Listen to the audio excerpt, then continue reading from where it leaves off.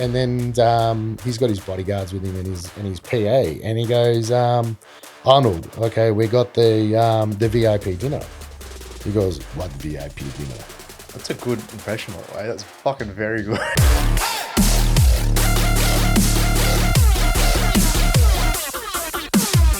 Welcome back to Barely Asian. It's been a little while, but we're here, and today we have an awesome guest. We have Zoltan Banyai, the IFBB Australasia Heavyweight Champion. Was it in 2003, was it? Yeah, so... I got it. Yeah, I did it right. Yeah, has some really cool stories to tell. Really excited to go into that in a minute. But first off, Zoltan, what we usually do when we start this, I'm trying to start a kind of tradition, is I try and play a clip to kind of set tone for the show. So hopefully you haven't seen this before. We'll get this going.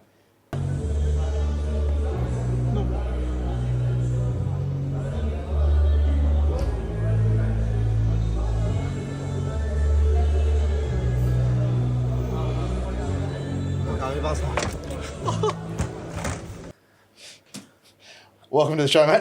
Oh, wow, okay. I have not seen that. Whoa. Have you ever seen anyone pass out on stage or anything like that? Yeah, definitely. Especially powerlifting. Yeah, you would imagine that. Like A lot of guys in powerlifting, but not not in tensing. them.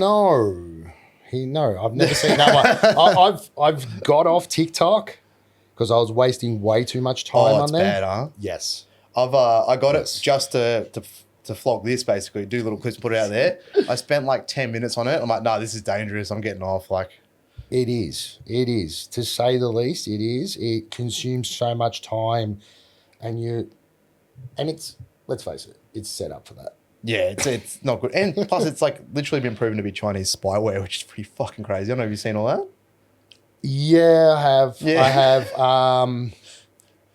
Like it's undeniably Chinese spy, which is crazy. I love the idea that there's like these Chinese agents there watching, just like having to sift through like thousands of hours of like shitty dancing just to try and find some like secrets. Like, I used to say stuff like this 20 years ago, and people looked at me like a lunatic. And rubber room or aluminium tinfoil hat, and the masses are starting to now. And I just went, finally, rubbing my. But yeah, it's they had a plan, they've stuck to it, and look, we got lazy, they picked up the ball, and to say the least, you know what I mean? Yeah, they're still working. What I'm gonna do is I'm gonna play another clip real quick because I've gone and left the heater on like an idiot. So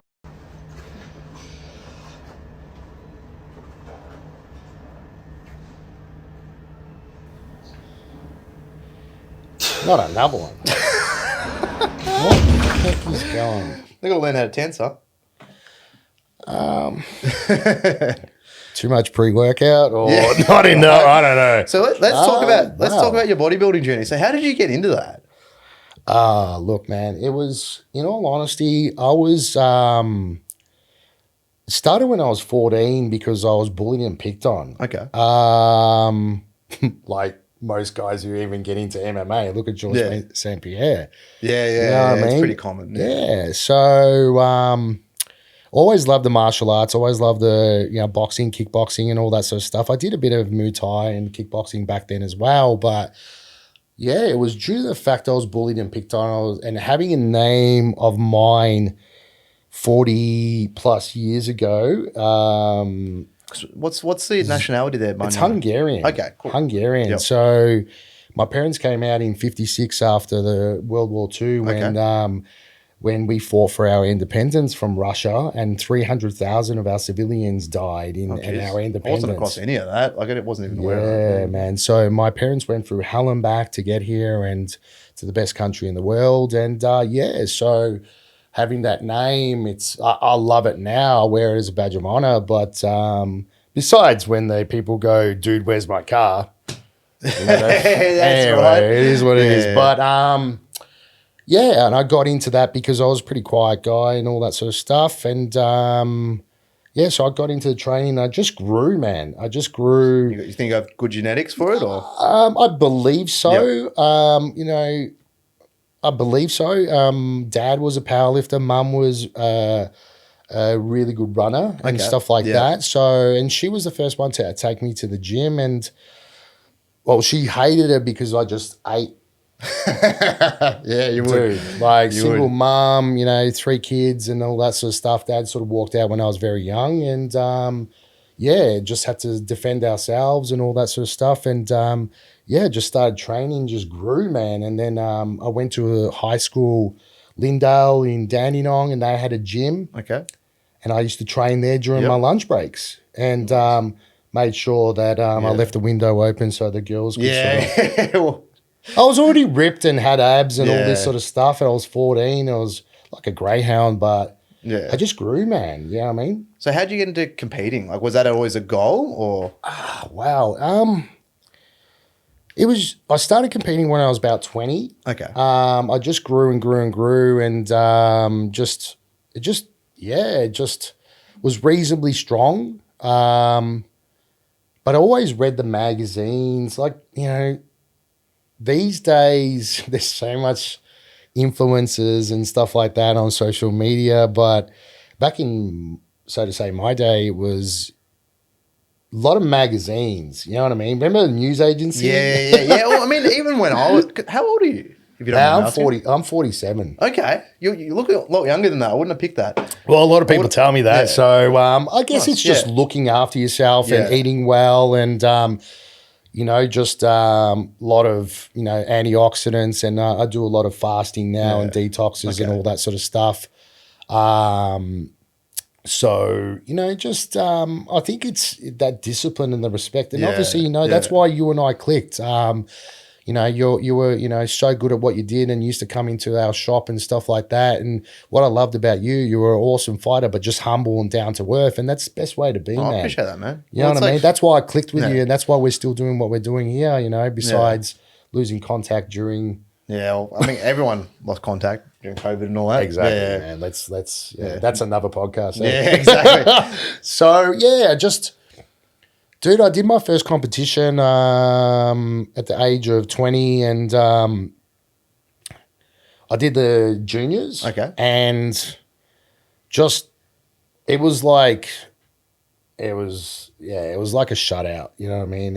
You smashed everyone? Yeah. Excellent. Dude, it was just, and like people like, I still remember on the VHS that people went, oh my God, he walked out in the wrong section. Who the hell is this guy? And like then I competed in the light heavyweights, my first show. So that's, light heavyweights is going to be the hardest section. Okay, you're going to have to bear with me because I am clueless when it comes to bodybuilding. Well, it tends to be the guys in, let's say, 80 to 90, that range, who either have it or they don't. Like in the heavyweights. When I ended up being a heavyweight. Yeah. They're either they're blocky, they're all over the place or whatnot. Yeah. But the under 90s in IFBB is the hardest. And in my first ever show, I placed top 3 in the southern states.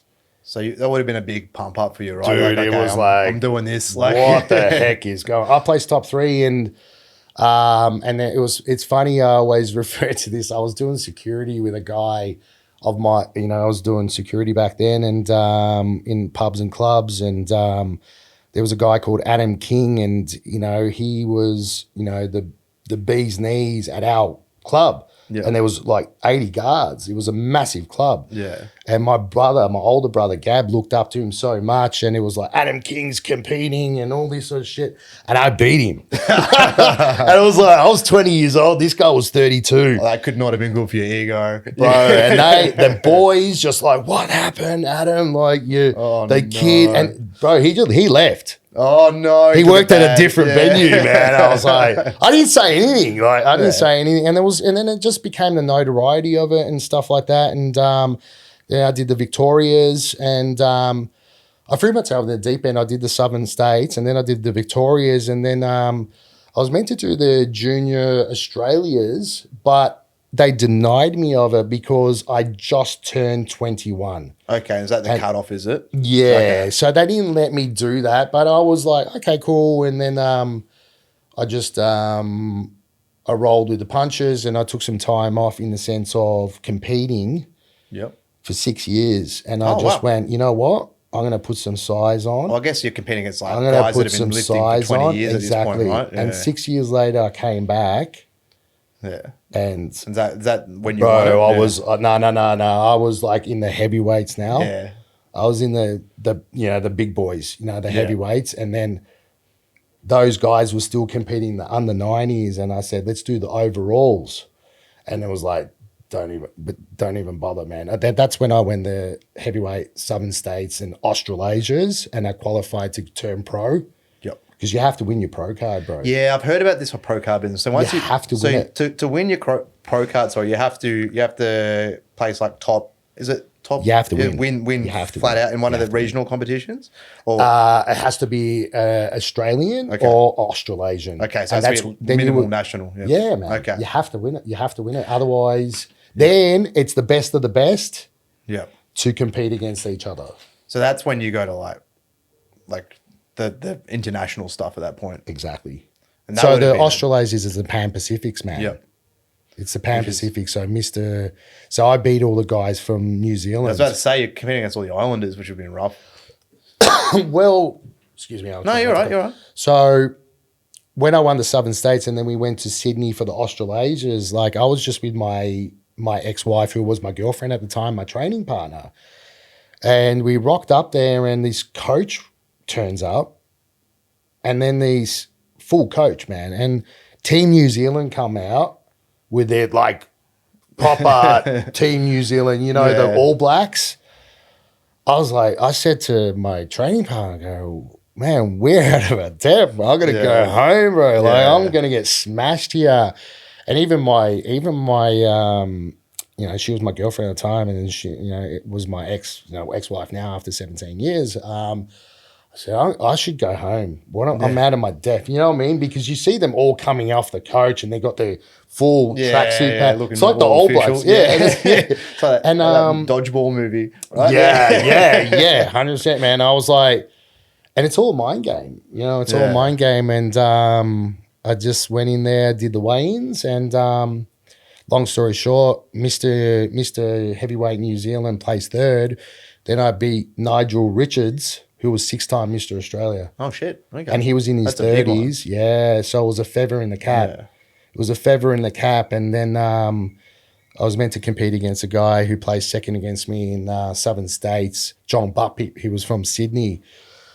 And I was meant to compete against him. He was a Sydney boy, and we had this real big rivalry on the internet as well. I've seen some of your rivalries, my friend. So is that a thing in bodybuilding too? So you guys talking shit to each other back and forth? Well, this was back in the day when it was like, I think people watch Pumping Iron way too much, like Arnold with Lou Ferrigno and stuff like that.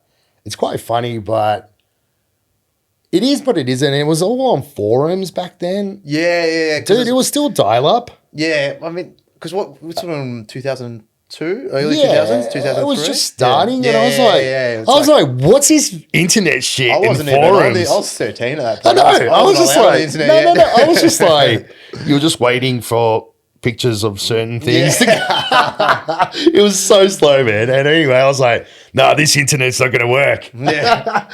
Anyway, so all those weird noises. That's crazy. So in the end, you end up taking out the whole thing. Yeah. So that would be like the big win of your career, right? Like because that's huge, right? That's like the title in the region. Yeah, man. Yeah. That's when the endorsements all came. Yep. The sponsorships, magazines. I was in Flex magazine, 6-page write-up.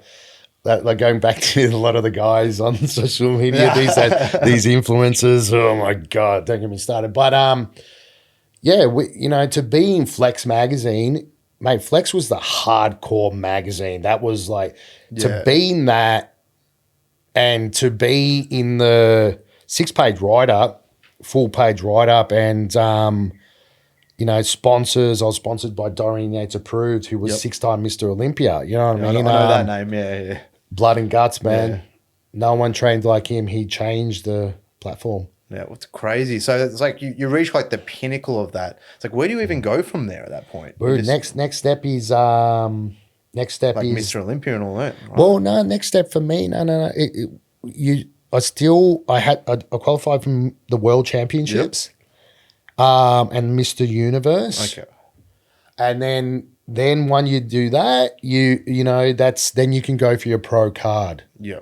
IFBB pro card. Like I'm sorry, man, but they tend to give them away these days. They got so many weight classes and federations. Back in the day, it was like, not to sell it out, but look, as far as I'm concerned, it's about money now and revenue and stuff. I think most sports have gone in that direction, right? No comment. Yeah. No comment. So I want to ask you a couple of things about competing in bodybuilding because I'm not really across it. The first one is like, I know there's the criteria is like symmetry and size and like balance and all that kind of deal. So does that mean essentially like the outcome's kind of already predetermined when you turn up, or is there stuff you can do on the day that's going to change what happens?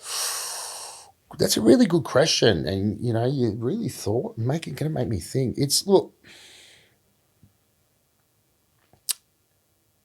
things can change over time in that small duration of time because the stress, if your body starts holding on to water, depends on it's all timing.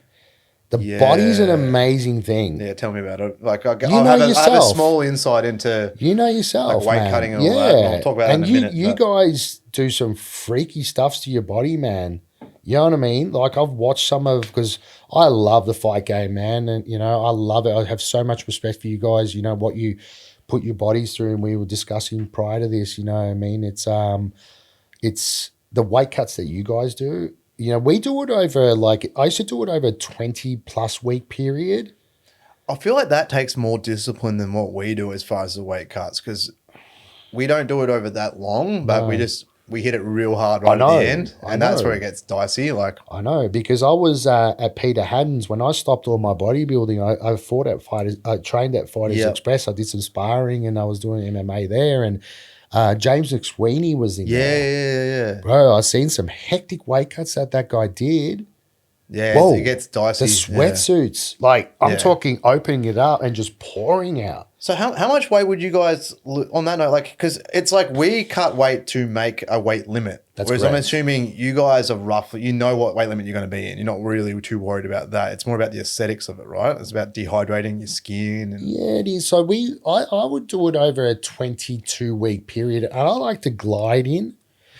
Due to the fact that a lot of people do it over 12 weeks, but I found that you sacrifice a lot of size for that. Okay. If I found that I like to do a lot more cardio. I know a lot of guys don't like doing cardio though. As far as I'm concerned, they're lazy fucks. Right? And it's good for you to do cardio. Of course it is, yeah. Come on, man. Yeah. It's good for your heart. It's good for your mental health. It's good for your cardiovascular system. And it's just good to get your body going. It is. You know yourself. And it probably attributes to why you look the way you do, because it's like there's not a lot of bodybuilders approaching 50, ex-bodybuilders that are approaching 50 that look like you. Most of them, I appreciate it, man. They look like, you know, like melted candle kind of looking motherfuckers, you know? Like. Well, I woke up this morning and I'm still on Instagram, and I, you know, one of my all-time favorites, Gustavo Badal, 50 years old. He just passed away this morning, bro. That's fucking crazy. This guy was a so monster. young. He was a monster. Yeah. 50 years old, bro. You know what I mean? Yeah, and he so passed young. away. He's still young, man. And there's been a lot of guys dying in bodybuilding of late. I don't know, man. It's just it's worrying. I think it's a lot of it comes down to drug use, and it's you know, I think it's a lot of to do with some of the stuff the guys are doing and using and stuff like that, due to the fact that they're using stuff maybe when they're not even ready to use it, and then using it. There's one drug in particular that's extremely hepatotoxic. It's. Do you mind me asking what it is? Yeah, Tren. You've probably heard of Tren. Yes, I've heard of Tren. Like these guys So are that's a pretty common steroid, right? not really. No? It's common now. Okay. We used to use it at the tail end when nothing else was working, bro. That's crazy because these guys are doing it to get ready for. I know what it is because I've seen memes about it. Like what is it? Train hard and eat health. Well, something about like we used that, bro. We used that when it was the tail end of nothing else was working. These guys are using it to get ready for an event. And that's what I want to ask because I was watching the Arnold documentary. Yeah, no, it does. So it's like the extremes of it. It's like jeez.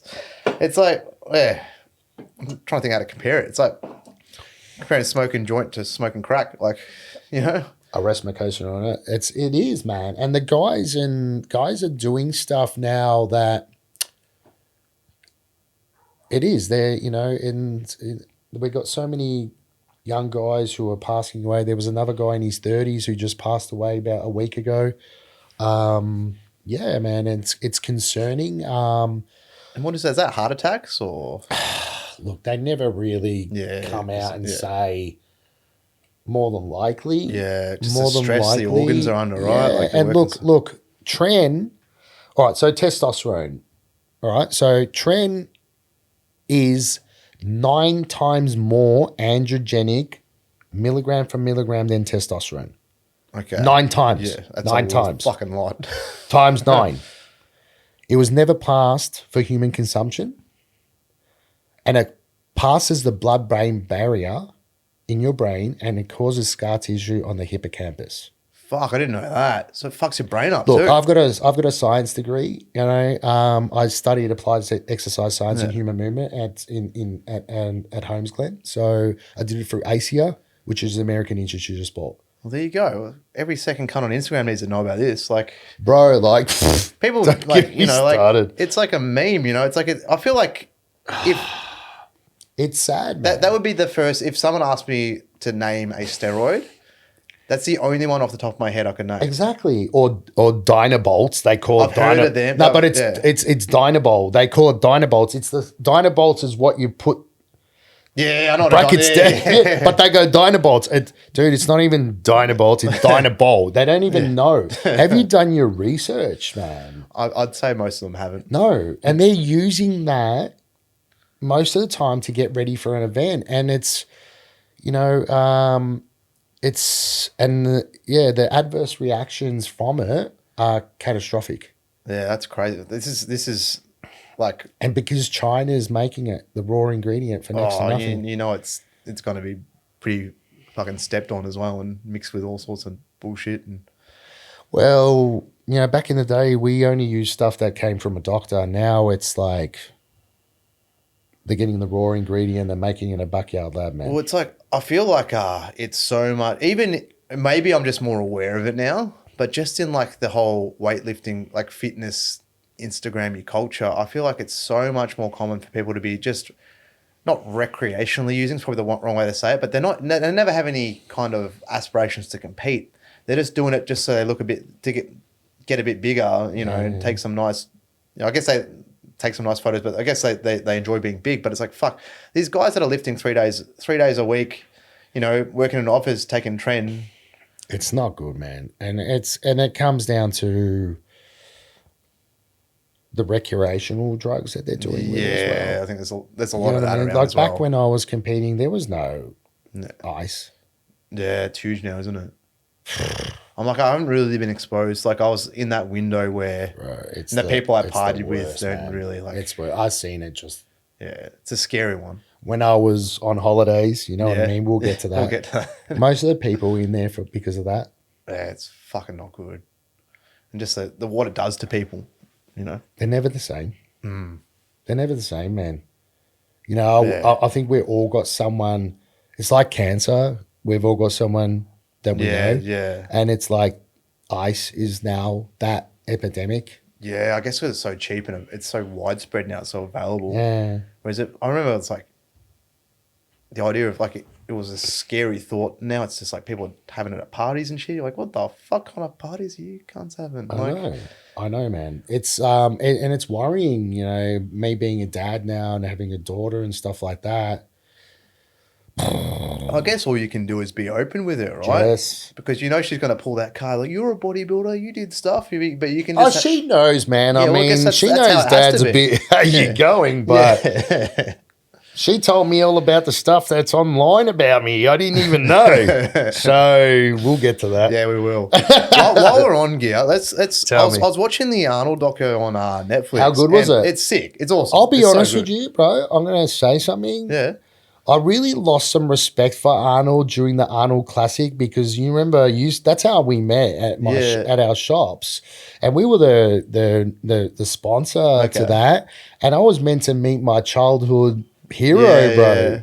Like, who's your childhood hero in fight game, man? Tell me. A few. Oh, I know, but like someone like GSP, like okay, yeah, and GSP, he's a legend, man. yeah, of course, man. I watched him in his prime. yeah. I never missed a fight.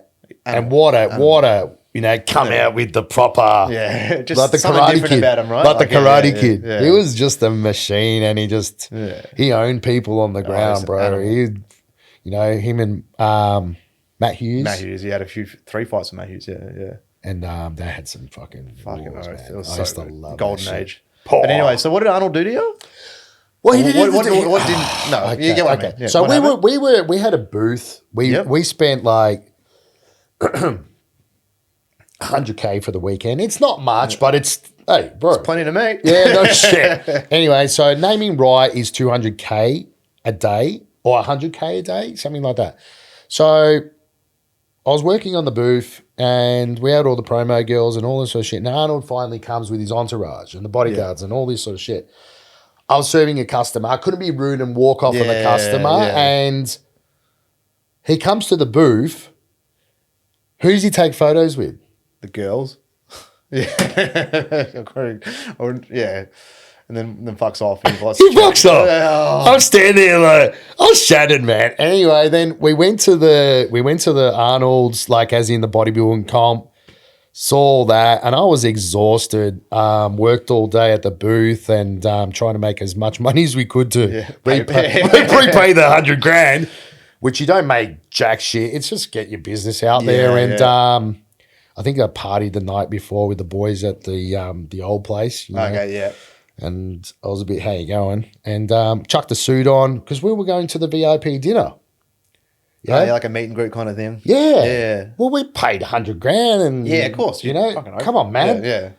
And it was not just us, but there was all the other guys. Oh man, it was just like the who's who of all the sponsors. But anyway, so the guy who owns Dermot's, can't remember his name again. He owns all the Bentleys and Lambos and all this shit. Anyway, he was in the same apartment as Arnold, and he's in the penthouse, and the elevator opens, and he walks in and pretends that he doesn't know who Arnold is, just pretending. You know what I mean? He was a naming rights sponsor, and he's got his bodyguards with him and his PA, and he goes, Arnold, okay, we got the VIP dinner. He goes, what, the VIP dinner? That's a good impression, by the way. That's fucking very good. And he goes, Arnold, it's on, the VIP dinner. He goes, get the car ready. He goes, Arnold, he goes, I said, no. Really? He didn't fucking turn up. It was that cold. Fuck. He didn't turn up. We're sitting there. No. Mr. Olympia, Sean Roden, is sitting there eating pizza in the corner with a couple of groupies from Melbourne. I don't know who the fuck they. Anyway, and I'm like, Doherty. He's walking around with his cigar going, I said, where is he? He didn't turn up. Oh, it sucks. You would have been shattered. I was so makes pissed you feel off, like man. there's not something about getting stood up makes you feel like a real bitch too, right? Like, bro. Yeah. Even like we only did $100,000, but there was guys who coughed up, $100,000 a day. Oh. There was millions of all the business people in there. We're like having cognacs and cigars and shit. Like, he fucking didn't turn up. At least there's a bunch of you that went through the same thing. Yeah, it wasn't just by myself like a dud. Like, that's what I mean. Like, it's like even take the money out of it. If you ever get stood up by even a mate, like has a bail on you last minute, and you've turned up early, you're like, oh fuck it, I'll get there early, and then maybe they text you on the way you didn't realize. You get to the venue and then you see the text, you feel like a fucking loser. I'm gonna be at home. Yeah. And actually, the next day when we were packing up, someone said, "Oh, Arnie's sitting up in, he's in the Crown Towers or some shit." I said, I wish I had an RPG. I'd fucking terminate his ass. Fuck. Take that one. But anyways, getting back to what I was saying, I was watching the doco and I was looking at him, and obviously, fucking animal, like awesome physique. He looks great. Like he looks so. That were the fucking glory days of bodybuilding. That to me looks better than what I see now. The Because guys now. it looks like not achievable. It looks human. Yes. Whereas I look at the guys now and I'm like, they don't look like they're the same species as me. No. Is that down to like scientific training methods, or is that all just new drugs? It's the amount. Okay. It's the amount. Because I feel like even back then in Arnold's day, wouldn't there be someone else that would be like, fuck it, and just redline their system with everything they could find? But no one looked like that back then. It's just, I feel like there must be some new, more potent shit that's floating around now, right? Or bro, it's just they still ran their testosterone very mild amounts. Yeah. And they used to take a lot of orals like Dynabols and Dynabolts, some kids call it. But, you know, even when I was competing, we did like, let's say, maximum of 3 month cycle. Okay. Some of the guys I hear today, they're on it for 3-4 fucking years straight. Why do you have to cycle? Like what? I've definitely heard. I've heard this, but I don't understand the reasoning. The reason being for it, like our reason being for it is it allows your body have time to detox and to rebalance itself, to find that yin and yang, and to let your actual normal testosterone, your testicles to start producing, thing, right? Like to start reproducing, and TRT and stuff like that, and I think insulin really changed the playing field as well. Because, they do abuse insulin, don't they, in bodybuilding? Yes. What is the reason for that? Okay, so insulin is the most powerful anabolic hormone on the planet. Really? Yes. What the fuck? That's why I can put you in a coma, bro. if you fuck it up. Yeah, okay, yep, I get you. So it literally shuttles all nutrients, glycogen, protein, carbs, bloody anything. That's why diabetics, if their pancreas is not producing it, they have to have insulin. So it literally forces nutrients into the muscle cell. Okay. So fuck, I didn't know that. Yeah. So it's that, testosterone, anabolics, then they'll use growth hormone. And if you're lucky enough, you can get IGF growth factor 1. No idea what that is. But so IGF growth factor 1, and then now they're fucking around with stem cells, and then now they're doing even myostatin. So say like 10, 20 years from now, is it going to be like another level up with these fucking subhuman people? Like, well, you've seen those Belgian blue bulls that like the I have and the mice in the and it looks like that's myostatin. Because that's great, because it's not like those fucking animals are lifting weights. No. They're not working harder than the other. What myostatin is, so I studied this with my lecturer was going through his 3rd PhD. Okay. So I was one of the only guys out of, when we started the course, there was 36 of us. By week 2, we were down to 12. That's and then crazy, we were only, I think only 8 of us passed. So I'm proud enough to say that I did that. You know what I mean? Even though I'm dyslexic.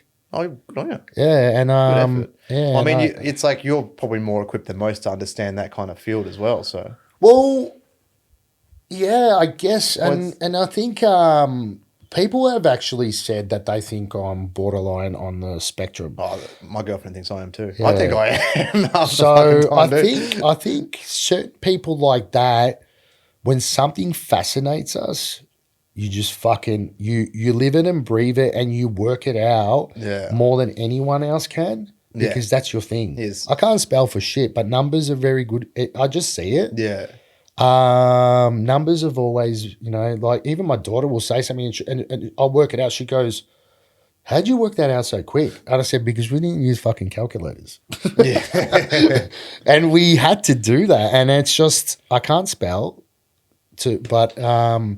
but if I'm interested in something, and so myostatin is in your DNA makeup. Okay. So myostatin is actually regulates how big you will be, how heavy, how this. So now they're working on viruses. So they're gonna working basically on viruses give people gigantism and shit. to suppress their myostatin, so they pass their genetic. It can't be good for you though. It can't be. There's no way. Nah, like your heart's gonna get bigger. Yeah. Everything's gonna get bigger, bro. There's people gonna be dropping dead at like 25. And look, I'll be honest with you. Like I've spoken to some pros, IFBB pros. I'm gonna be honest. Like when I was at my peak, I was pushing 130 kilos. I was a big guy, dude, man. Yeah. At my height, I'm 5'10", 130. That's a big dude. But Like, I mean, guys, you're like off season, you're medically obese, right? Like BMI wise, like Mate, forget it, off the charts. Yeah. But that was off season. On stage, I'd weigh in shredded at around about 104. Fuck, that's a big cut. Massive cut. Yeah. But because I was doing powerlifting, but I'm talking that I was so shredded that in your legs, your featherings, like vastus lateralis, vastus medialis, were feathered. It's I'm talking feathered and like that gaunt look and serrations. How do bodybuilders cut? Because it's like I've only experienced, because I cut for weight. As in, I need to get my weight down to hit my weight division. And I actually, for the first time in my whole career, I failed my last weight cut. Oh, wow. By 200 grams. So I was very close. That's nothing. It was very close. And it wasn't like Did you go to the sauna? I had to do the sauna before one of my weight cuts. Just to make the weight? Or yeah, it was the under 90s. I was under 90s. Dicey, yeah. Dude, I was under 90s and I was in the under 90s as a junior and I came in like a kilo a bit over and I was already peeled. Yeah, that wouldn't have been fun. And Tony Doherty said to me in the sauna. Yeah. You can drop a lot in there. Like, especially someone your size, it wouldn't have been too bad. I'm struggling, man. Yeah. So I'll run you through what happened. Take my hat off. I was watching Conor McGregor's in this. Some of these guys, the cuts they pull off are fucked. Like, I walk at about 82, so 83. Yeah, what's your walk around weight? 82, 83. Because you're a big guy. You're a tall dude, man. I'm just over 6 foot. So I tell people I'm the same height as Nate Diaz. Yes. And but Nate Diaz usually fight welter. I met Nate Diaz. When I met him, I was like, dude, you're a big guy. You're tall, man. They're tall, because a lot of them are shorter than they seem. Yes. Yeah. So I'm the same height as him. I fight at 70, lightweight, so 70.8. So over the course of a camp, I'll cut off maybe 11 to 12 kilos. But it's like I'm probably 83 now, and I've got abs, but I've still got like belly. I've got a 4-pack. Usually I have I give them lean, so I've got plenty of fat to drop. But once I get to about 75, it starts getting hard. 76, of course. So this last cut, everything was tracking normal. I'm definitely a lot heavier than I used to be walking around. I'm just older. I'm 32 now. 33. It's like I used to fight at 22, 23. Yeah, exactly. My age. It's just I've definitely got more muscle, but I'm just bigger now. Like I'm just an older dude. Yeah, but everything was tracking normally. I got to the last day. So usually a day out, I'm like 74 something. So I've usually got about 4 kilos left. I'm like, sweet, no stress. Went to bed, I think I was 74.8, 74.9. So I had 4.1 kilos left. And I had to drop that by the next day. Usually what happens is you go to bed, wake up, bunch of more weight's gone. Yeah. Because you're water loading and all that. I don't think you do. Do you do water loading in bodybuilding? Not really. We did, because I used to use a Dorian Yates' method that he would drink like 6 to 7 liters. Yeah. Like you gotta smash the water down. It's fucked. And then you stop. Just talking about it's making me need a piss. Yeah. Yeah. And then it just flushes. Yeah. But you got to be careful because of crowning as well. You know about that? I do. Yeah. So people a lot of people don't know about that sort of stuff. So basically what Zolt's referring to is it fucks your electrolyte levels and it can give you seizures and all sorts of horrible shit. Yeah. But so obviously don't do this without checking with things we do. I've done this for 10 years and I did a lot of research, and even then I still fucked it up. So for the first time in like my 10-year career, I wake up the next morning, my weight hasn't moved at all. I still got 4.1 kilos to go. I'm going, fuck. I'm like, all right, this is going to suck, but I'm going to get this done. Was it fight day? It was fight. No, day before. Okay. Day before. So there's. Did you try salt baths? Didn't have access to a bath, so we did the sauna. Okay. So Have you ever tried the salt Yes, baths? I have. I like it. Do you like them more than I like the it sauna? better because you can do it at home. You can have a podcast on, and you can get out. Like your head's not. It's way it's better. not cooking. It's just where we are. Yeah. We're traveling. I'm in Queensland. It's in a hotel. We don't have that. So I go to the place. I have my suspicion is that we flew in that night, so I feel like maybe the flight maybe hold on to water differently. Of course it does. So usually when I go to Queensland, I'll fly in the morning before the weigh-in. It's the pressure. Yeah. Whereas this time, instead of flying in the morning before the weigh-in, I flew in the night before. So it was that 12-hour period, I think, affected how I held on to water. Yeah, definitely. The worst bit is the weight was flying off. I'm like, oh, sick. This is no drama. I think I got to 2 kilos down. I'm like, sweet, we're going to make it, no stress. I've got 1.8 to go. Yeah. Get to about 1.4 left. And I'm like, oh, this is starting to get pretty shitty. Like, it's getting stubborn. It's not moving the same way I was moving. Yeah. Get to about 800 and I'm like, this is stop. It starts getting to the point I stop sweating. And I'm like, fuck. Oh, so you stopped sweating? I wasn't sweating. I was going into the steam room or the sauna. It's holding on. And it just wasn't. We'd do like, I think in the space of like an hour and a half, I lost, I think something like 120 grams, which is fucked. Usually it's like in an hour and a half, you can, it's not an hour and a half straight, the rounds. I'm usually doing like 15 minutes in, 10 minutes out, cool down, go again. Like doing rounds in and out. And I did 3 rounds in there or 4 rounds in there and I lost 120 grams over 4 rounds, which is like, it's fucked. It's not good. And I'm dying in there at this point. I get to the point where every time I try and stand up, I start dry retching. I'm like, and I was like sick. I'm like, cool. I go to the bathroom. I'm like, fucking perfect. I'll throw it up. I'll be done. Can't throw up. So I'm just dry retching every time I stand up. Get to the point where like, fuck. I get to the point with Chris, I'm like, my coach, and he's like, what are we doing? Like, how are we doing this? He's thinking about calling it. I'm like, mate, it's not good. If I keep going, I'm not going to make the fight. No. Like, I'm like, we're going to miss weight. We still had like 600 to go. Get to the venue, the weigh-in venue. I'm like, fuck, we're going to miss weight. Like, this sucks, but I'm going to die if I keep going. Man. I dropped, over the entire cut, I dropped 3.8 kilos on the day, which isn't even that much to some people. Some people do far more. It's just my body's shut down. It's still a lot. Yeah, oh, it sucks. But it's still a lot. It was just one of those things where it stopped. But we get to the venue, I weigh in, and the scales are like off. They're different to my scales. And I've only got like 300 grams to go. Shit. And there's like 40 minutes. And I'm like, fuck, I can do it. So what do you do there when the scales are off? So it's scary because it's you got to hope they're not. You got to weigh yourself in the night before when you can and check their scales and see if they're on. But I get them thinking, fuck, I've got 40 minutes. What can I do? Do they proper calibrate them all the time? It's a bit iffy. They say they do, but it's like they're exactly. Yeah, I've been to venues where they fucking put them on carpet. Bro, the scales on carpet. They do that though. But like if it's spongy carpet like that, tell me about that's very good. I know. It's these commissions are useless. Amateurs. But anyways, I get to the point where I'm like, fuck, I can't sweat. I'm like, how do I lose weight? So I'm like, I've already got short hair. I'm like, it's not going to. So I go, I'm in my delirious state. I go back to my hotel room and I cut off all my pubes.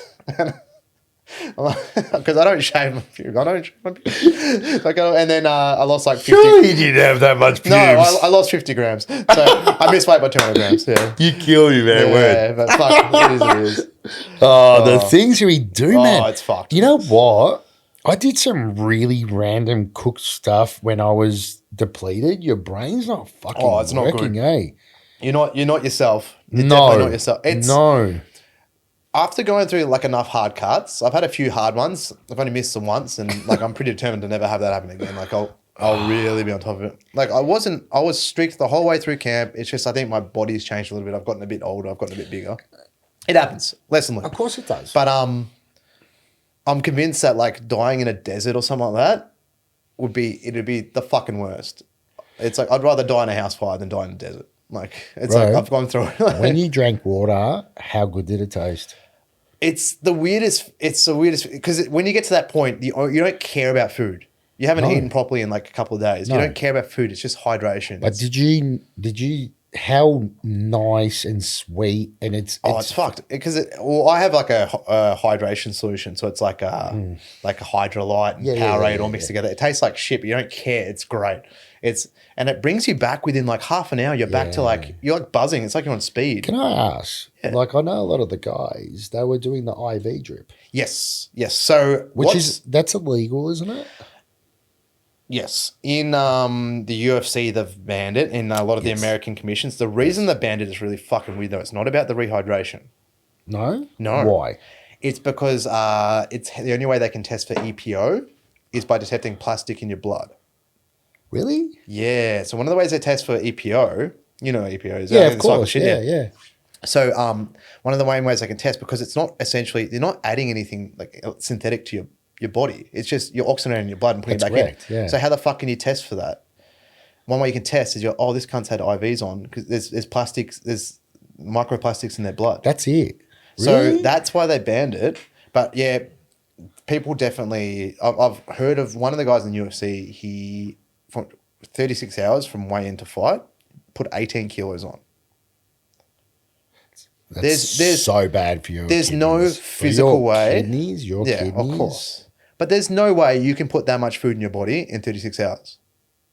It's not happening. But you could put it in your blood. You could put 7 liters straight into your blood, and that doesn't take up any real Absolutely. estate. So. Absolutely. I was going to ask you something else, and I lost my train of thought. It'll come to me. I want to ask you another question about that. Oh, the EPO, like, closest thing you can get to it naturally, beetroot. If you Really? believe it or not, Well, I'm starting to smash beetroot then, fuck. juice beetroot. Okay. Juice beetroot. But yeah, it's the closest you can get, because it's a natural form of nitric oxide. Okay. So it's a Fuck, there you go. vasodilator, Yep. and it That makes turns sense, into yeah. alpha arginine ketoglutarate. So it will help with that. So even Boost your sodium. cardio and shit. Fuck. Yeah. Wow. Yeah. I We don't used to sell like these capsules in AAA when I met you. We used to sell them, and it had beetroot extract in it, refined beetroot extract with like Korean ginseng and stuff like that. Shit. And bro, I used to use it, and it used to help us so much. But then I started getting into juicy. I had a cold pressed juicer. Yeah, sweet. Cold pressed juicer, the hammer-on one from Japan, and I used to do it. But the only thing is with the beetroot, if you drink too much, it can detox your liver, so you can feel a little bit sick. Okay. So it's that borderline of having enough, and Maybe even supplement a little bit in. even sodium bicarbonate. It was actually banned in the Olympics back in the day. Is that bicarb? So Yes. in your diet? Yeah. Okay. Because it's alkalizing, and it reduces lactic acid. Fuck, there you go. You know your shit, huh? Not just a pretty face. On that note, let's take a quick breather. Yeah, done.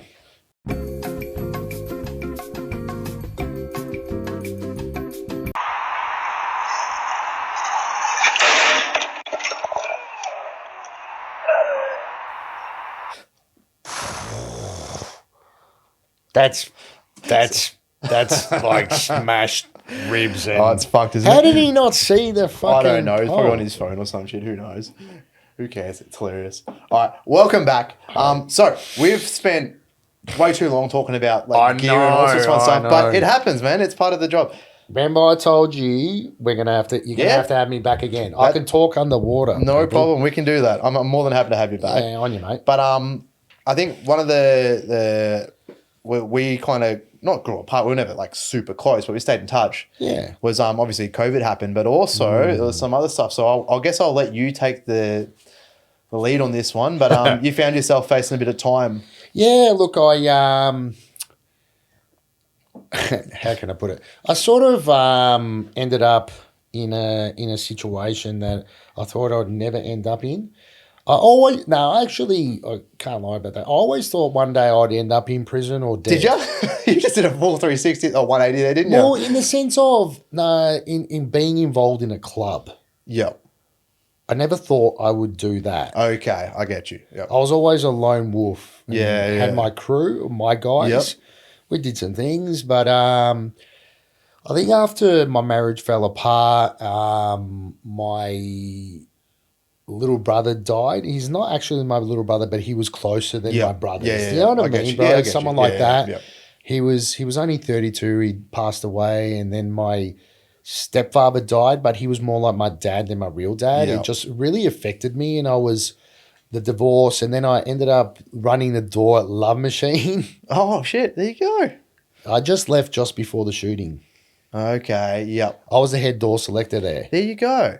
Okay. I didn't know that. So back in the game, a lot of... They would have loved you on Sunday night. I wasn't there Sunday. I just partied, bro. For those that don't know, Love Machine's notorious. I think for most part, it's a pretty normal club in Melbourne, but on Sunday nights, it's gay night, I think. Yeah, it is. But some of the best nights are there, mate. The women there on Sunday. Hey, no judgment. I'm telling you right now, Like, the women there on Sunday are unbelievable because they know they're not going to be hassled exactly. by They a probably bunch have of a way fucking better creepy time. guys. So, yeah, that was the best night. And obviously, being the head door selector, everyone wants to know you. Yep. It's a bit of a notoriety thing. I can say that I survived it. It's been shot up 2 to 3 times. I didn't know that, but Yeah. A lot of the who's who from Sydney would come. Okay. Who, some hectic fucking people from Sydney, and they were rocking up in Rolls Royces and shit like that. And, look, I'll be honest with you, a lot of drugs, coke mainly. It's who's who in the zoo, man. And being the head door selector and being a bigger guy, I'm not as big as I used to be, but I can handle myself. I'm not saying I'm some fucking superstar fighter, that's for sure. But, just a lot of people want to be around you. They want to... Dude, it's the notoriety. Yeah.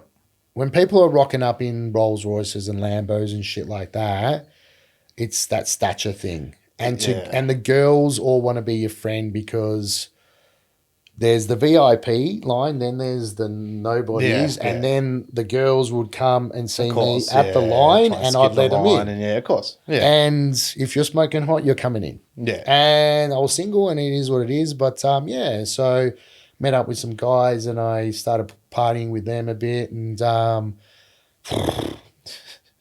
one thing leads to another. I'm surprised I'm still here. Yeah. Some of the parties in penthouses and stuff like that. And and then ended up doing some things, and obviously on Google there's some stuff. Well, I guess that's what we'll get to in the Google. If you Google your name, like one of the first things that comes up is you're attached to one of your supplement stores in Frankston was firebombed.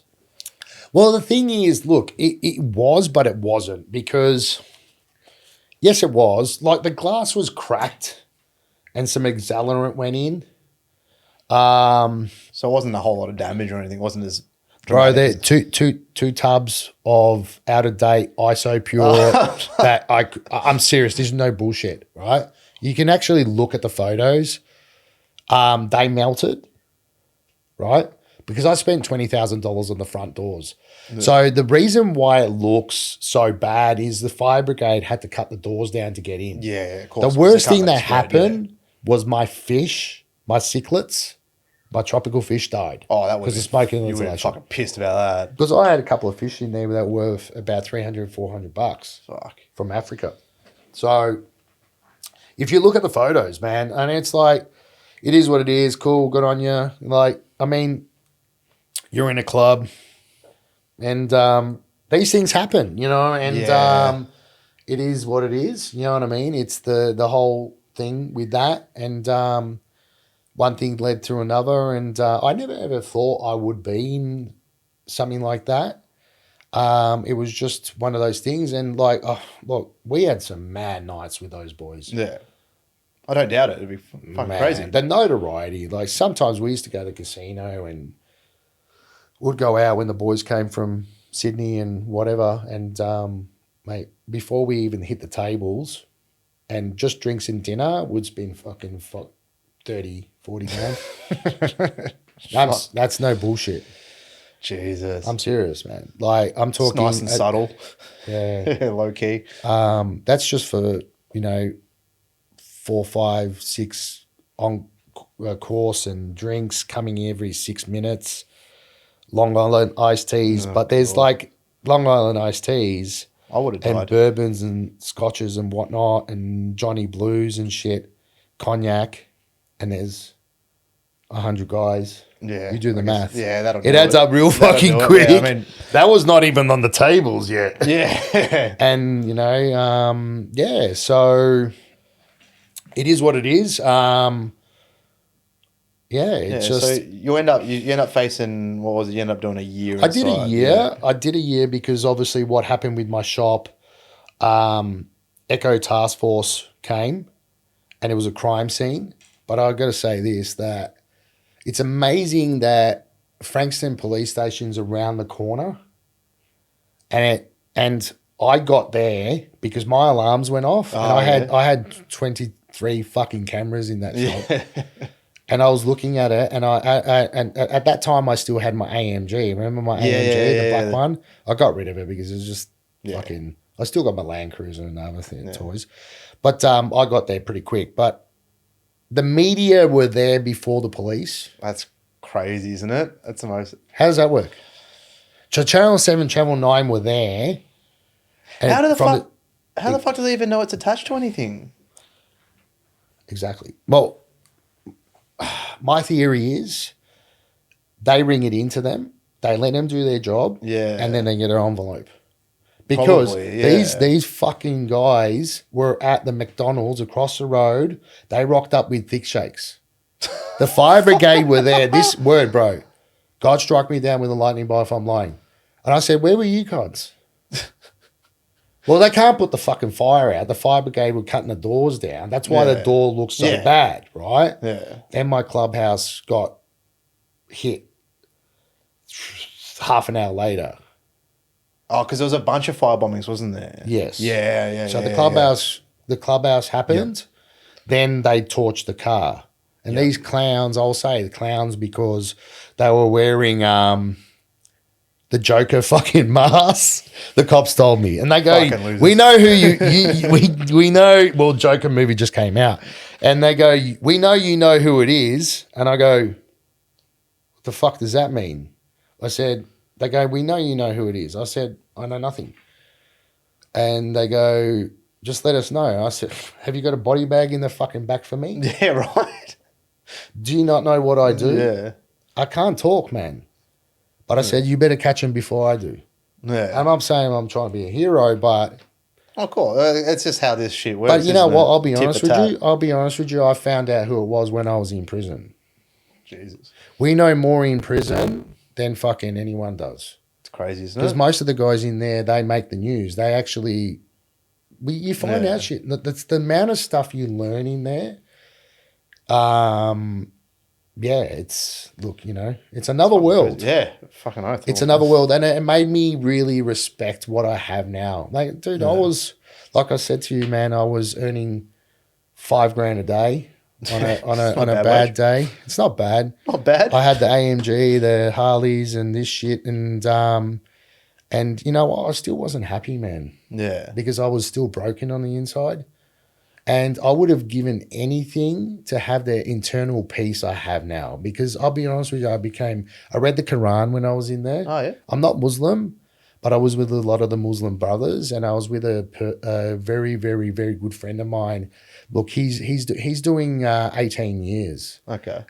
He's like my little cousin, my little brother, and I lived with him for that amount of time, and he runs the yard and all that sort of shit. And we had our crew in there. It's like what you see in the movies type of thing. And, there's some, we were with some guys from Griffith as well. They were with us in the sense of that was our crew, and won't say no names, but I still pass messages on to them. Okay. Yeah. I'm not allowed to talk to them. Yeah. Because for the rest of my life, I'm still as that on one of that. Yeah. And they are who they are. Yeah. But it's funny how once you're in there, it kind of dissolves a little bit. And but I was followed when I first got out. Oh, fuck me. Massively. I'll be honest with you, I was driving around in my AMG. Fuck, I missed that car. But anyway, the E63 S-Pack. But it's just so expensive. And because I'm not doing what the business and shit like that. It's just, how can I put it? So I shaved my beard off. Remember I had the full hectic beard? Big fucking one. Yeah. Rip, pop a fuck off one. And it was summer and I shaved it off. And I just went to get some pizzas. I was with my daughter and one of my mates. And he goes, the D's are behind us, the detectives. And I said, just fucking look forward. And I said, relax. We're not doing anything. Yeah. Woo! They pull us over, right? I'm like, what the fuck? Anyway, I know who it is. He trains at my gym. He's actually a good guy, Yeah. man. He's a decent and they used to all be my customers. How funny is that? I'm serious. Yeah. They used to come to the shop. You know what I mean? So, because they all train. They're fucking, it's like cowboys and Indians, man. Yeah.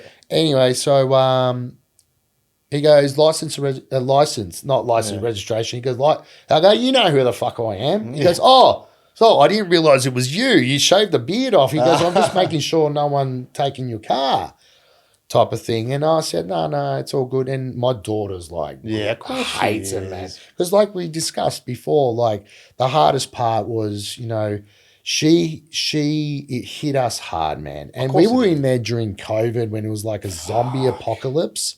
Like I got arrested when it was like 62 cents a litre. There was nothing going on, man. And fucking everyone thought like the zombie virus was coming and they just overreacted. And I'm writing a book about my experience. I'm up to chapter 18 and I'm going to do 20% back to men's mental health. Yeah, mate. Because to keep your sanity in there, look, I'll be honest with you, man. A lot of people lose the plot or they come out tougher. Yeah. You know what I mean? It depends whether you can sink or swim. Well, it makes sense, right? Like it's a pretty hostile environment. And it is, man. And just a lot of time in your head. It is. A lot of time in You've your head. got way too much time to think. And if you're not a mentally tough guy, a lot of people just get onto the antidepressants and a lot of them go on the depot shot, which is you know those guys, if they're they don't even swing their arms anymore when they're walking because they go into a catatonic state because they can't help. They can't do it. Whereas what I did, I pushed myself, man. I dropped 20 kilos in there and I did like, I built up from an hour of cardio a day and I was up to 2 hours of cardio every day. 2 hours, 300 sit-ups, 7 days a week and went and worked in industries and then came back and then fucking trained in the gym 7 days a week. There's some fucking machines. Oh, there would be. Yeah. Like I'm talking, there's some machines. There guys are doing 20 years for murder. And one of the guys, he was one of my best mates. You know, he knocked 2 people. We used to train together and stuff like that. And he's worried about coming out because the world's changed so much. He's done 17 years. It was a cold case and all that sort of stuff. But it's a different world. That would be a trip, wouldn't it? I didn't even think of that. But like, especially if you did a term like that, like how much the world has changed in the last 20 years. How much it had changed since you and I met each other to now. Fuck, that's like pre-Facebook, pre-social media, pre-smartphone. He doesn't even know what that is. Yeah, pre-Wi-Fi. Like he's got no idea what's going on, man. And we tell him about the cameras everywhere, facial recognition, and he's actually worried about getting out because they've become institutionalized, man. I remember when I left, like they all sort of walk you to the gate. Yeah. And talking to that particular guy, he's like, I've known him since he was very young and he's doing that long stint. Like, you know, he's very high up there. Yeah. And, it was a sad, emotional time. We hugged each other and everyone looked away because we shed a tear, man. Yeah, well, you know what I mean? Like, because I'm not going to see him for another fucking 13 years. And I said to, old mate to look after him and they can look after themselves. And then I remember for that particular guy who was my mate, it was so hard for him just to even walk out of that gate to go across the field to go to Hildene, which is a doctor's. But he mustered up the strength to come out and he was walking behind me with his guards. He snuck out and he goes, my mate, he's going to do good. He's going to make us proud. And it brings almost. It's wholesome. Yeah, it is, man, because it's like, but that's why I always, whenever I can, through certain people, I pass on a message to them to remind them, I'm thinking about you. I love you guys. I miss you because in there, man, the smallest fucking thing is, like I said to you, a Tim Tam or a can of Coke.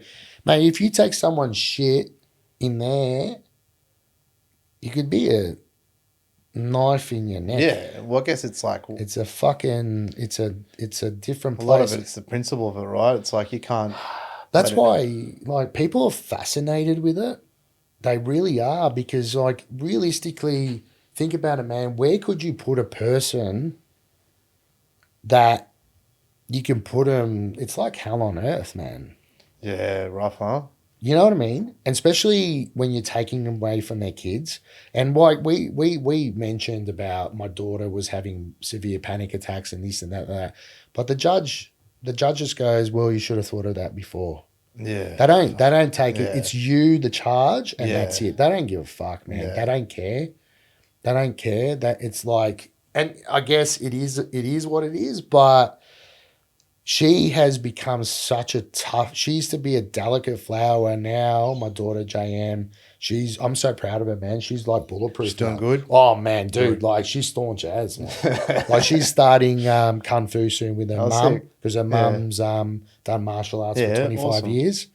She's done Taekwondo. She's 5th Dan and she's a black belt. Yeah, in awesome. Taekwondo. Yep. She's done kickboxing as well, but now she's doing Jeet Kune Do. So, and I said, she goes, Daddy, I don't want to do karate, or not karate, kung fu with mummy, this, that. She goes, I want to do kickboxing. I want to be like Mike Tyson and knock people out. Because I made her, made her watch all the proper fights. You know what I mean? So she goes, I go, no, listen, you got to learn the basics, respect mum. Yeah. There's a method to it. Learn that. Then eventually we'll take you later on and do that. No need to get hit in the head yet anyway. No. Yeah. You know. So like, yeah, how do you even broach that as a parent when you say you find out you're going in? Yeah, like how do you even... Man, the separation anxiety was fucking next level, bro.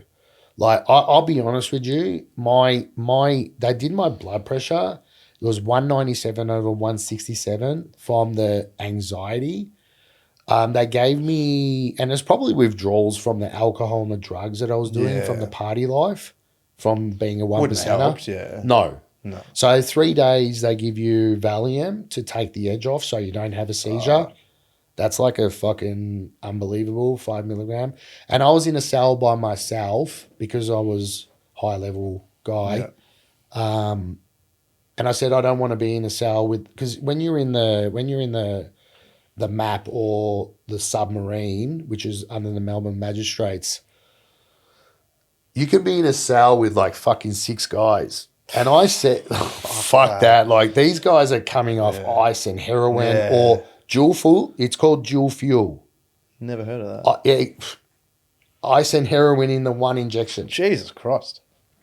Fucking hell. So, you wouldn't even know what fucking planet you're on. So I said to them, I go, no, I'm going in the cell by myself. I go, otherwise they're coming out fucking wrecked. Yeah. They go, is that a threat? I go, no, it's a fucking promise. I said, I need to be in the cell by myself, and that's it. And I'm lucky enough that did happen.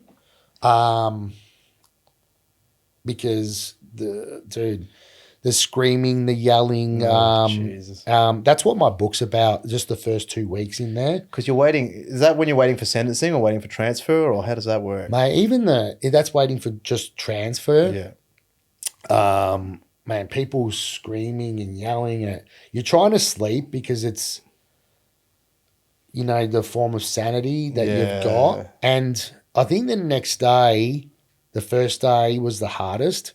The next day, like, you're in a cell, like, little bit bigger than this studio or about this size. And then the next day, I started doing yoga in there. Yeah. I went back to my basics and I started doing yoga for about an hour, and there's a camera watching you. No. And then I got up and I started shadow boxing. I just went back to like XFC, Fighters Express, even when I trained with Vic Garuchik. Oh, yeah. He's got his own gym now. I trained with them and Handhunter, Ramesh and Ramen, and I went back to that.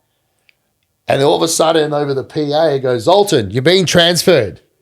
I think they went, this cunt's lost the plot. And he's shadow boxing because they thought, like, he's getting too comfortable. And you just, you just got to, right, time to suck it up. And we're in the real fucking shit now. Yeah. You know what I mean? Guess you got to make friends with it, right? And you just got to, man. Otherwise, it's you're peaks not and gonna make troughs it. and stuff like that. They allowed us out of the cell every 2 to 3 days. Fuck. Bro, for 5 fucking minutes to make a phone call. And that's against the Geneva Convention. Yeah, right? Doesn't seem Like right. you're meant to be out, 23-hour lockdown, you're meant to be out. Was it this during COVID? Yeah, so they really fucked. They were in the full Yeah, hazmat, fucking proper. What a weird time Dude, for you, let alone. And I survived. And that's what my book's about, surviving prison during COVID, man.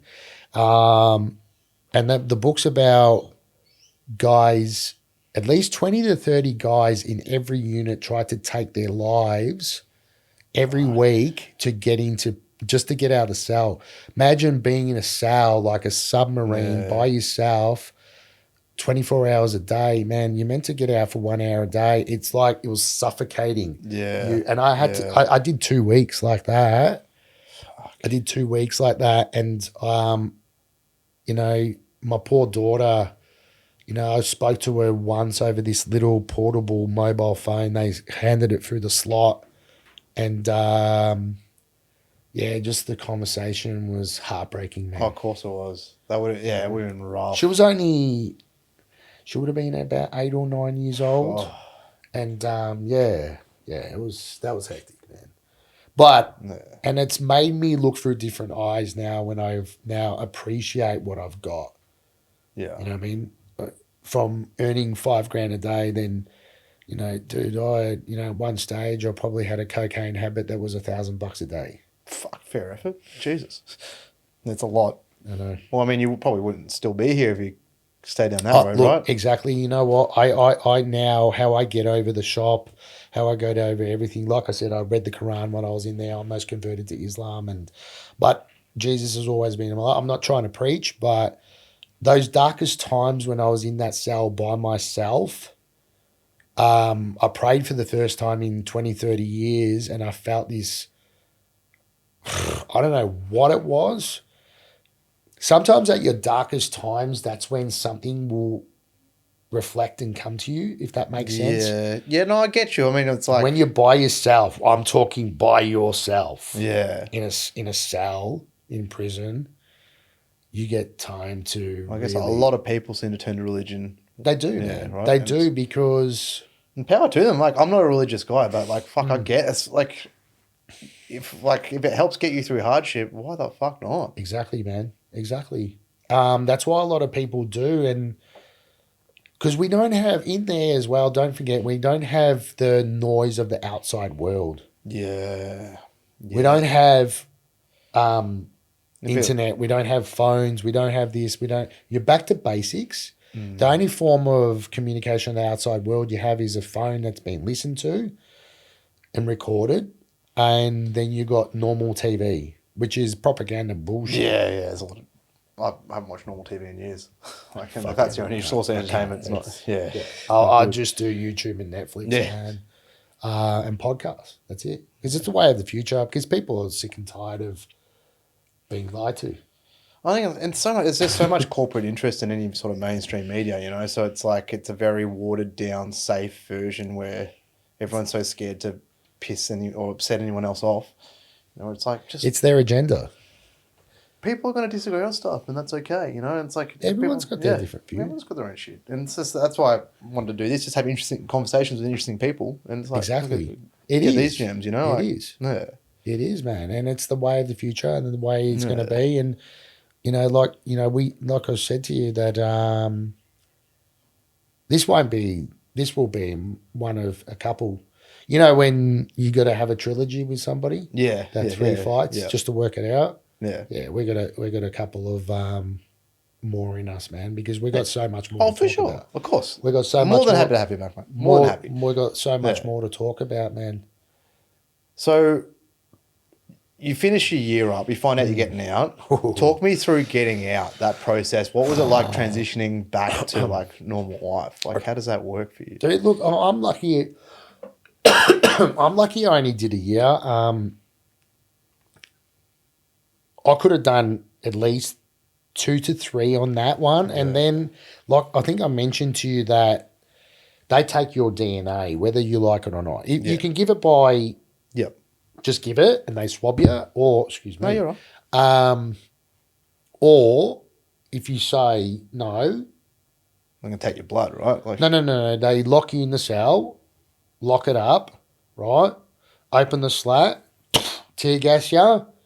Really? Tear gas you. Then when you're fucked, they come in with the full tactical response and they fucking beat you and then they take it. Jesus Christ. So it's up to you. You can be the best MMA fighter in the world or whatever. It doesn't mean shit. When they come in like 6 deep in those, full tactical response stuff.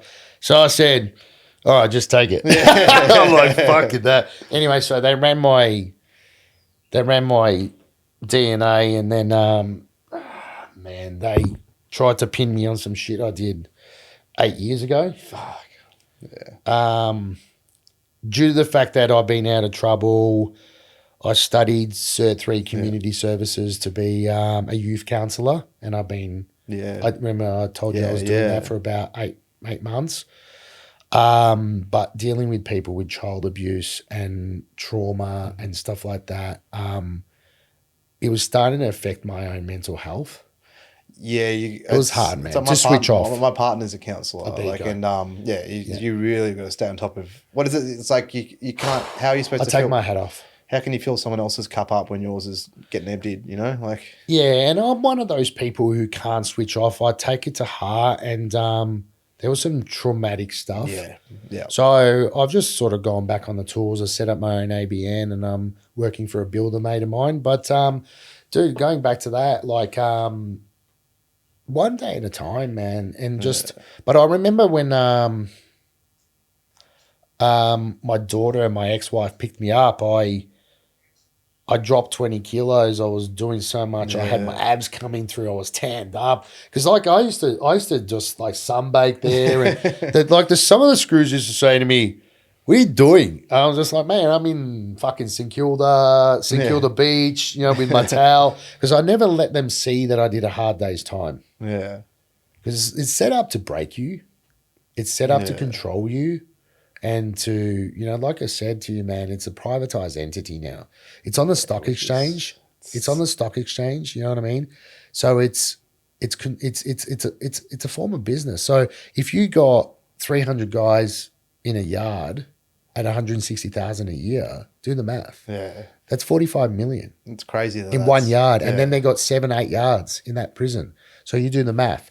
And how many more freaking prisons are they opening up? Yeah. That's why it's on the stock exchange. So I remember just going in the car on the freeway. It fucking freaked me out, man. Yeah. That was the fastest thing that I've been. No. The fastest thing that's seen is a seagull flying across the fucking It's like when you go on holiday and you drive, when you get home after 3 weeks and you drive for the first time. So imagine those guys, like even the guy that I know is doing 18 years, man. He's going to need a hand on the way out, isn't he? Like, so it was. I had a bit of an anxiety and panic to that. Yeah. And that was all that. And the other thing as well, like, if they pinned me on the other thing, but I was lucky I had a good judge and they saw that it was 8 years ago, and that I've changed and I'm working with younger kids and stuff like that. And during COVID, I studied Cert 3 Community Services and I wanted to give back. So, and I did the green collar program and I'm certificated for that as well. Unfortunately, it didn't work out.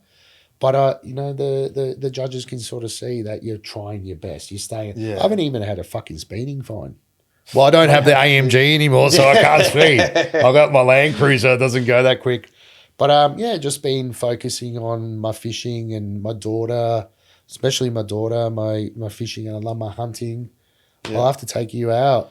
Yeah, we'll have to try it. Like I was saying to you, I've never done it, and I know it's I've killed animals before I've seen him hit by cars. I'm like, fuck, I have to kill him. Like, it's just going to bleed out on the side of the road. Like, I have to. And like, I hate, like, I don't like the idea of doing that, but I eat meat. So, like, ethically, I feel like it's something I have a responsibility to do. Exactly. You know, so I'll definitely take you up on that one day. Because, for sure. I mean, you know, like we were saying, Joe Rogan, Cameron Haynes and stuff like that, I think they got David into it as well. Probably, yeah. I think so. Yeah, I think they did. I think they took a big crew down, didn't they? A few comedians. And Yeah. So Joe's massive into it. And to get your own, look, I'll be honest with you, man, it's very therapeutic. Oh, for sure. It's in our DNA, hunters and gatherers. 100%. It's like, I don't enjoy, like, I'd never enjoy hurting someone outside of the cage, but like, there's something incredibly rewarding about beating your opponent senseless, and then you're standing in front of 3,000 people screaming at you. And it's a very primal thing, and it's like, it's not who I am as a person, but it's part of my job, and it's like, it is. I get you, and I will take you up on it. It's something. It's on my bucket list is to source my own food, kill what I eat. There's just, like I said to you, man, there's some people who, you know, if we went back to the ancient world, because I love the ancient world, I love the Roman Empire, and especially I love the Vikings, my number one show. Yeah. There's just some people who are different. Yeah, I guess culturally it was in their culture, right? Like, but it's, you know, there's some people, like we got everything at our fingertips today.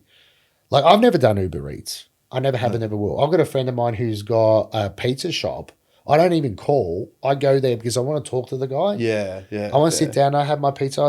Have my pizza there. I'm very old school in my ways of thinking. It's just different, man, and it's rewarding. Yeah, I believe. Like, I promise you, I will take you up on it one day for sure. We'll get out there. Yeah, we will. Anyways, man, it's probably a good time to kind of let it wrap up, huh? Thank you so much for coming on, sharing a story with us. I know it's like not always easy to talk about, but it was really cool. Hopefully, people get a lot out of it. But I had a blast. It flew past. Man, like you said, it was going to happen, that it would go so quickly, and it did. But we'll definitely do for sure. We'll definitely. I'll have you back. There's a lot more we can chat about. You know, the way of the world. Easy. Yeah. Anytime. We'll razz some people up. I'm more than happy to do that. Don't put it out. Said we didn't even get racist. Good job. No. Well, there's a lot of delicate flowers out there these days, so we're going to be careful on that one. Well, thank you so much for coming, man. I appreciate your time. Thanks, man.